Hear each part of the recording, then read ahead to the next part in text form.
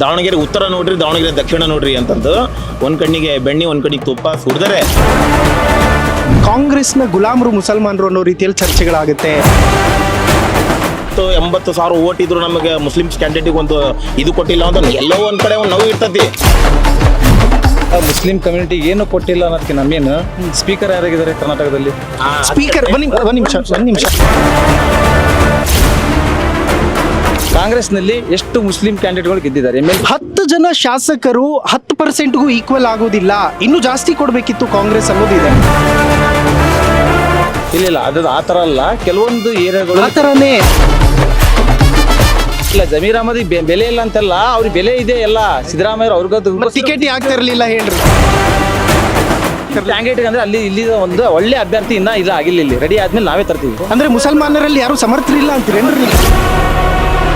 ಹೆರಿಗೆ ಆಸ್ಪತ್ರೆಯಲ್ಲಿ ಡಾಕ್ಟರ್ ಎಷ್ಟು ಜನ ಇದ್ದಾರೆ ಹೇಳ್ರಿ ಸರ್? ದೊಡ್ಡ ಆಸ್ಪತ್ರೆಗೆ ಒಂದು 2 ಇದಾವೆ. ಹೆರಿಗೆ ಆಸ್ಪತ್ರೆ ದಾವಣಗೆರೆ ನಾರ್ತ್ ಅಲ್ಲಿ ಹೇಗಿದೆ ನೋಡಿದೀರಾ? ಅಲ್ಲ ಇದೆ ನಾರ್ದಲ್ಲಿ ಹೇಗಿದೆ ನೋಡಿದೀರಾ?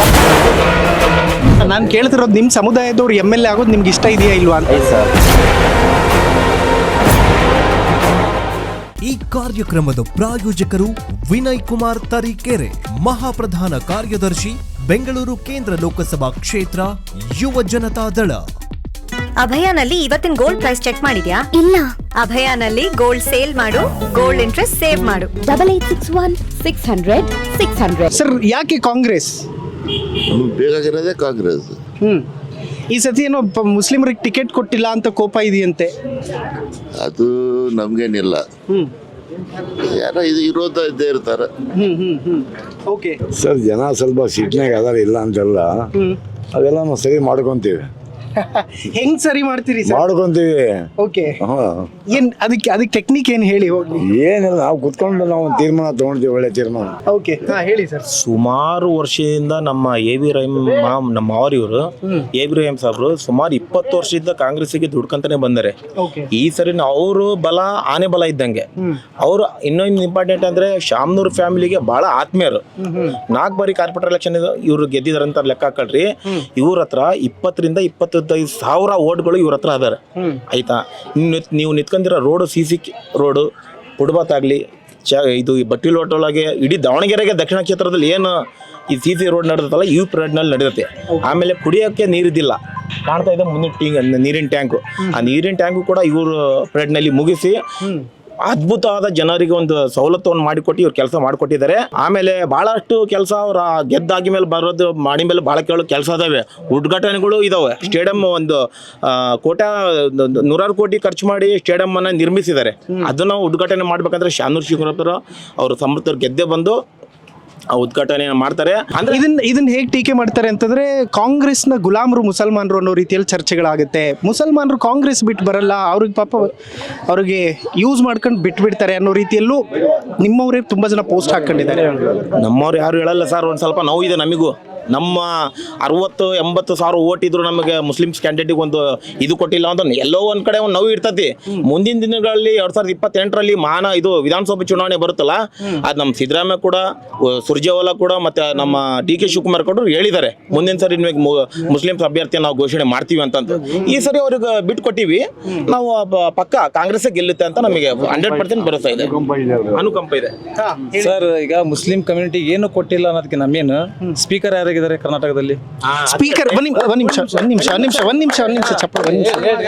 ಸ್ಪೀಕರ್ ಪೋಸ್ಟ್ ಕೇಳಿ, ಒಂದ್ ನಿಮಿಷ ಕೇಳಿಸ್ಕೊಳ್ಳಿ. ಸ್ಪೀಕರ್ ಪೋಸ್ಟ್ ಅಲ್ಲಿ ಅವರು ಎಳೆದು ಆಚೆ ಬಂದ್ಮೇಲೆ ಅದರದ್ದು ಏನು ಅಧಿಕಾರನೇ ಇರೋದಿಲ್ಲ. ಕಾಂಗ್ರೆಸ್ನಲ್ಲಿ ಎಷ್ಟು ಮುಸ್ಲಿಂ ಕ್ಯಾಂಡಿಡೇಟ್ಗಳು ಗೆದ್ದಿದ್ದಾರೆ? MLA ಎಷ್ಟು ಜನ? 10 ಜನ ಇದ್ದಾರೆ ಹೇಳಿ. ಓಕೆ, 10 ಜನ ಇದ್ದಾರೆ. BJPಯಲ್ಲಿ ಎಷ್ಟು ಜನ ಇದ್ದಾರೆ? ಬಿಜೆಪಿಯಲ್ಲಿ ಓಟೇ ಹಾಕಲ್ವಲ್ಲ, ಹೆಂಗ್ ಯಾರು ಯಾಕೆ ಓಟ್ ಹಾಕಲ್ಲ? ಯಾರು ಹಾಕಲ್ರಿ? ಯಾಕೆ ಹಾಕಲ್ಲ? 5ರಿಂದ 10% BJP ಮುಸಲ್ಮಾನರು ಓಟ್ ಹಾಕ್ತಾರೆ, ಯಾಕೆ ಹಾಕಲ್ಲ? ಇಡೀ ರಾಜ್ಯದಲ್ಲಿ 13% ಮುಸಲ್ಮಾನರು ಇದ್ದೀರಿ, ಆಯ್ತಾ? 89% ಸಾಲಿಡ್ ವೋಟ್ ಹಾಕಿದಿರಿ.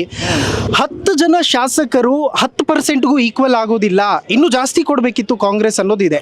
ಇಲ್ಲ ಅದು ಆ ಥರ ಅಲ್ಲ. ಆದ್ರೂ ಕೆಲವೊಂದು ಜಾಗದಲ್ಲಿ ಕೆಲವೊಂದು ಕ್ಯಾಂಡಿಡೇಟ್ಗಳನ್ನ ನಾವು ಆರಿಸೋದಲ್ಲ, ಸೆಂಟ್ರ ಇದರಿಂದ ಮೇನ್ ಏನಕ್ಕೆ ಮತ್ತೆ ಜಮೀರ್ ಅಹಮದ್ ಅವ್ರು ರಾಜೀನಾಮೆ ಬಿಸಾಕ್ತೀನಿ ಅಂತಂದ್ರೆ ಕೊಟ್ಟೋಗಿ ಅಂದ್ರಲ್ಲ. ಜಮೀರ್ ಅಹಮದ್ ಜಮೀರ್ ಅಹಮದ್ ಅವ್ರ ಮಾತಿಗೆ ಬೆಲೆ ಇಲ್ಲ ಅಂತ. ಇಲ್ಲ ಜಮೀರ್ ಅಹಮದ್ ಬೆಲೆ ಇಲ್ಲ ಅಂತಲ್ಲ, ಅವ್ರಿಗೆ ಬೆಲೆ ಇದೆ ಎಲ್ಲ.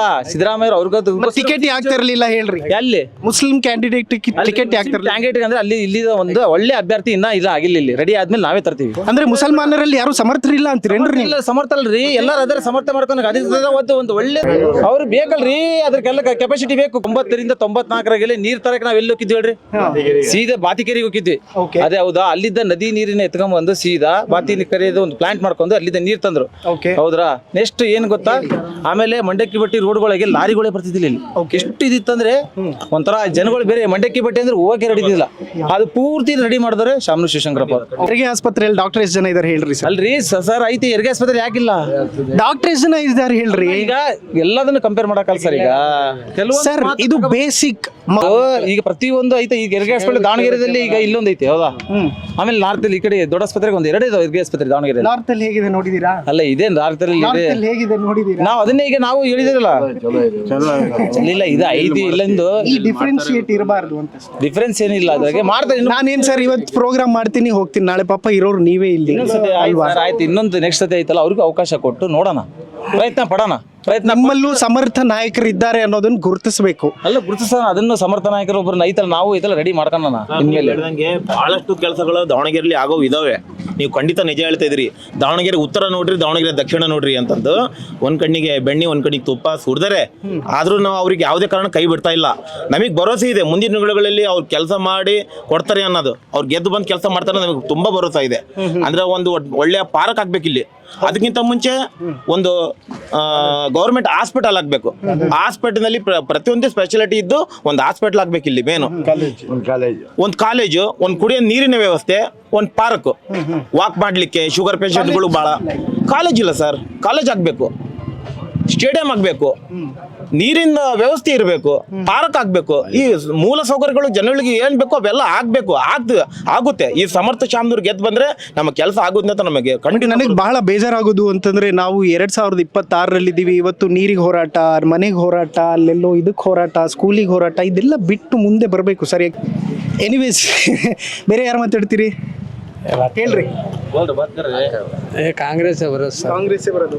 ಕಾಂಗ್ರೆಸ್ ಸರ್. ಕಾಂಗ್ರೆಸ್ ಕಾಂಗ್ರೆಸ್ ಕಾಂಗ್ರೆಸ್ ಕಾಂಗ್ರೆಸ್ ಕಾಂಗ್ರೆಸ್ ಸರ್ ನೀವು ಮಾತಾಡಿಲಿ ಇಲ್ಲಿ. ಹಾ ಹೇಳ್ರಿ.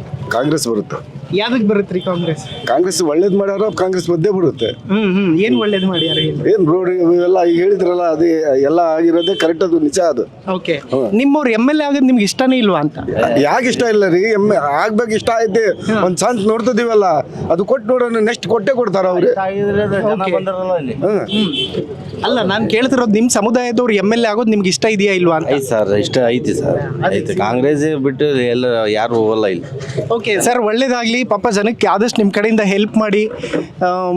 ಮತ್ತು ನಂದೊಂದು ರಿಕ್ವೆಸ್ಟ್ ಏನು ಅಂತಂದರೆ ಎಜುಕೇಷನ್ ಕೊಡಿ. ಯಾಕೆಂತಂದರೆ ಜನ ಅವ್ನು ಯಾರೋ ಮುಖಂಡ ಹೇಳ್ದ, ಮತ್ತೊಬ್ಬ ಹೇಳ್ದ ಅಂತ ಅವ್ರು ಹಿಂದೆ ಓಡೋದಕ್ಕಿಂತ ಇಂಡಿವಿಜುವಲ್ ಥಿಂಕ್ ಮಾಡಬೇಕು. ಎಸ್ ನಾನು ಕೊಡಬೇಕಾ ಬೇಡವಾ ಅಂತ ಆ ಹಂತಕ್ಕೆ ಬೆಳೆಸಿ ಜನನ. Thank you so much.